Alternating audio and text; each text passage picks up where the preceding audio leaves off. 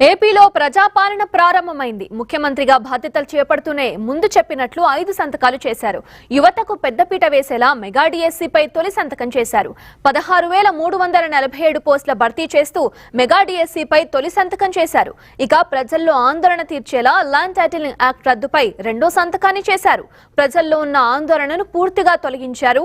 వృద్ధులు, వితంతువులు, దివ్యాంగులకు, ఒంటరి మహిళల ఆశలను రెట్టింపు చేస్తూ వారికి అండగా నిలిచేలా పింఛన్ల పెంపుపై మూడో సంతకం చేశారు. పేదల కడుపు నింపే పథకం అన్నా క్యాంటీన్లను పునరుద్ధరిస్తూ జీవోపై సంతకం చేశారు.